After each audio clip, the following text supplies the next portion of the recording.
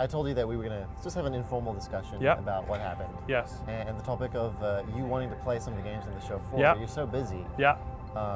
And you suggested cloning yourself. Yeah. I remember one of the first E3s I went to, and I think it was like Civilization 3. And I sat down to play it, and I literally played it for, I had Harrier jets, and then I was building a space station. The guy comes by, he's like, how long have you been here? I'm like, I think it's been like 4 or 5 hours. I just play the same game. And I'm like, that is my dream of E3, of like being able to play all this stuff. So let's say we have these clones of you. Yeah. There are a lot How many are we of talking now? How many clones? Let's keep it at 2. 2 clones. So myself and 2, or me and one other? You and 1 clone of you. Okay, great. That's the okay, limit. 2 of us total. There are 2 Adam Boys. 2 Adam Boys. Boysies. So you're going to the show, you're going to multiple E3s with this person. You're going to multiple E3s. Yeah. And you both start developing different tastes. One of you loves AAA games. Okay. The other one loves independent games. Okay. How are you going to make both of yourselves happy?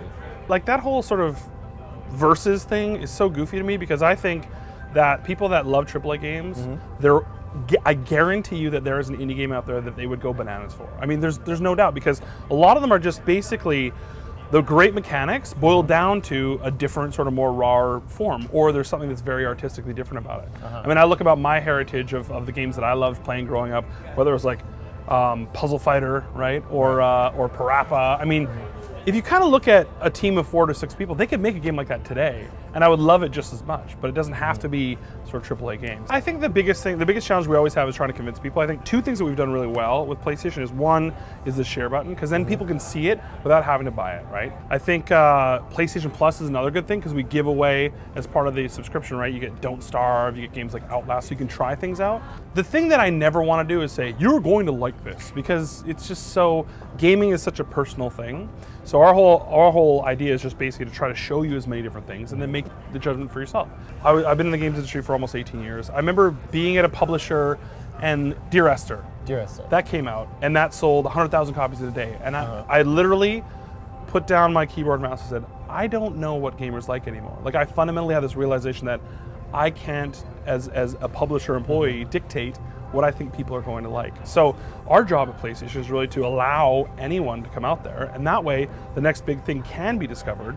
And then if we think things are cool, we just boost it up a little bit. Well, you have 2 other important tools in your belt, as it were, and one is PlayStation Plus, and the other one is cross-play and cross-buy. Yes. Do you think that's like a really valuable incentive for indie developers to come to PlayStation and sort of explore those options? Absolutely. Like, how easy do you guys make it for them to, for instance, have crossplay working? Well, crossplay is totally up to them to integrate. Cross-buy is the same, so they just say, hey, we want to sell all for one price.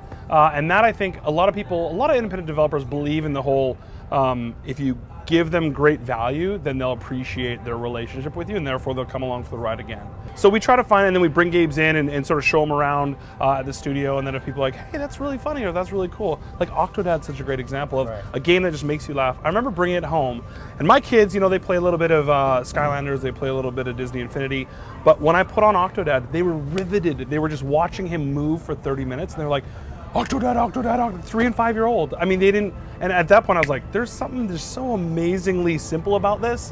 And that's where we're like, hey, we should boost this up. I just love that stuff. So I'm a nerd about this stuff at heart, and usually when I bring something that I love to the office, and people are like, I love that too. Or what mostly happens is the guys on the team are like, check this out. I'm like, that's so cool. And that's where we give it that boost. But in general, I think our job should be to help spotlight things that we think could resonate well, but at the same time, like I said before, allow all of them to be able to rise to the top on their own. Right. Do you have anything in the current portfolio or the upcoming portfolio of independent games that you saw and you were like, now I have this chance, I have this power to reach in here and uplift this game, even if it's not a huge hit? Right. I owe it to this game. Do you have anything like that? Yeah, I think a lot of different things trigger, right? Whether it was Bro Force, first time I saw that, I was like, you had me at hello, bro. Hell, bro, would that be? And then Abzu, when I saw that trailer, I was like, what? And of course, the creators, you know, Matt Nava from the Journey team, that was incredible.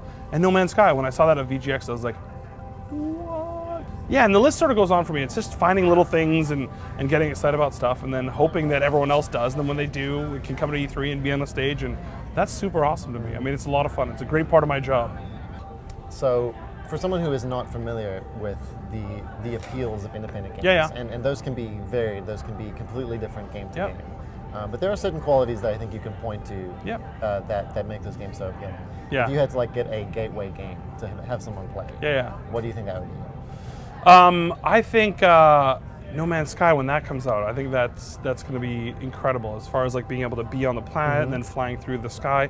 It's such a hard thing because it's kind of like if you go back to independent rock and roll. It's like getting them on the radio is always a great way to blow them up, and then once they're huge, they're not really indie anymore. What does that even mean? Right. So I think that's why I really honestly think if you're ever on the fence or you want to discover new things, I think looking at all of the games that are being streamed on PS4 is a huge way to do that, because then you can look into that. I love some of the stuff we're doing around, that Far Cry co-op demo of like being able to invite your friend. They don't even have to own the game to play it. So just being able to try stuff out, I think that's a big part of it. And that's what I really love also about PlayStation Now, because you'll have the ability to try something out, and if you like it, great, buy it, and if you don't, you move on.